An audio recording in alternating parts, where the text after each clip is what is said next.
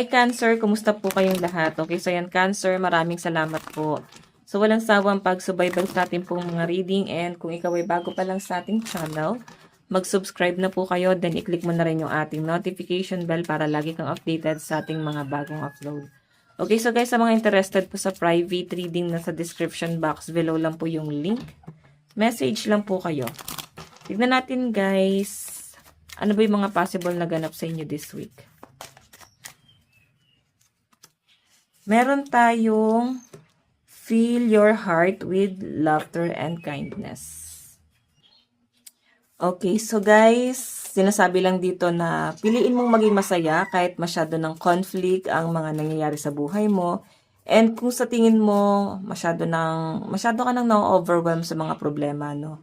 So, nakikita ko yung pag-overthink mo na itong mga nakaraan, and dala-dala mo pa rin siya ngayong week na to. So, sinasabi lang dito guys, na piliin mo maging masaya, enjoy mo lang. Parang, yung problema parang nandyan na yan eh, di ba? Hindi mo na siya guys, maiaalis pa sa buhay ng tao. So, ang kaya mo na lang gawin dito guys is, parang piliin maging masaya. Okay? So, by the way, check pa natin.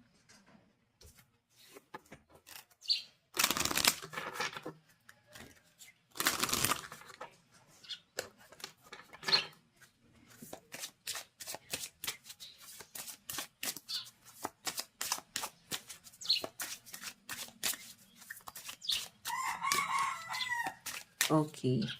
So guys, meron tayong risk it. 'Di ba? So alisan mo yung mga taong hindi nagbibigay ng peace of mind sa inyo. Parang hindi mo na kailangan i-please pa yung sarili mo sa mga taong 'yan. So kung sa tingin niyo guys masyado ng nakaka-stress or puro problema na lang yung binibigay sa inyo guys. Parang parang dumistansya ka na sa kanila, okay? So, parang hanapin mo yung mga taong ka-vibes mo. Kasi mas okay yun, di ba? Mas magbibigay pa sila, guys, ng peace of mind sa inyo. Minsan, mas mamomotivate ka pa nila. Okay? Kasi same vibe lang kayo. So, eto guys, kailangan mo nang dumistansya sa mga bagay, sitwasyon na hindi na nakakatulong sa inyo. So, basahin natin guys. Great things are born from those brave enough to fly, those who are willing to risk failure. Your dreams required action and you're ready to make a move. Remember, you have nothing to lose even if you flop. You receive valuable insight, so get up your butt and take a leap. Go for it. So guys, yung sinasabi lang dito guys, I think may mga taong magsasabi sa inyo ngayong week na to na sige lang, iporsa mo lang yan, mukhang magandang plano yan. Okay, na parang makakatulong naman talaga siya sa inyo guys, no? And okay din yung ginawa mo na pwedeng manghihingi ka ng guidance or at least advice bago ka gumawa ng hakbang or plano sa sarili mo, okay? So I think kasi ilang beses ka nang sumugal, then parang ganun na lang yung scenario, walang nangyayari, walang progress. So I think dito guys, parang ka lang go with the flow, then try ka lang ng try. Okay, hindi para magkaroon ng regret dun sa bagay na nag-fail tong bagay na to, isusuko ka na.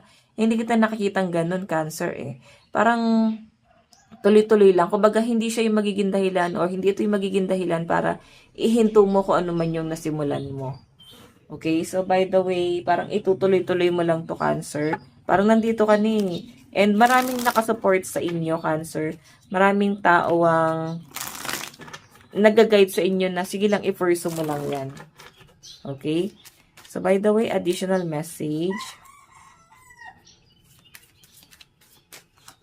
Meron tayong 9 of Air. Ayan o. Diba? So, possible guys, na-stuck ka sa isang sitwasyon na feeling mo hindi ka makaalis. Parang feeling trap. Kaya sasabi rito guys, piliin mong maging masaya. Pag mong hayaan na parang balutin ka ng lungkot, ng stress, depression, kung kaya mo naman umalis dito. Okay? Minsan kasi ang nagpapabigat lang din talaga sa sitwasyon is yung pag-overthink. Pero kung iaalis mo yan sa sarili mo, pag mong hayaan na parang lamunin ka ng pag-overthink na yon, di ba mas magaan? So, kailangan umalis ka dyan sa pagka-stuck na yan, Cancer. Kailangan mong tulungan yung sarili mo. May nakikita ko nito guys, possible na nagkakasakit, pwedeng lumalala yun kasi hindi naman siya guys kino-cure. Okay? Meron tayong Wheel of Fortune, moving forward. So, maganda to guys kasi parang tuloy-tuloy yung cycle and pagre-recover ng mga cancer dito. Kumbaga, now-overcome mo na siya guys. Hindi na siya guys ganun ka-stress, hindi na siya guys ganun kabigat. Parang na-adapt mo na sa araw-araw. Though, yes, parang nalulungkot ka din. Nalulungkot ka talaga. Grabe yung emosyon mo rito. Pero sa pinapakita kasi sa akin guys, na-adapt mo na and may mga taong nakakatulong sa inyo para ma-overcome yon. So, I think iba sa inyo, OFW, now homesick ka ba? So, may mga tao ka makakasalamuha dito na magtatanggal ng homesick mo na yan. Okay, so again,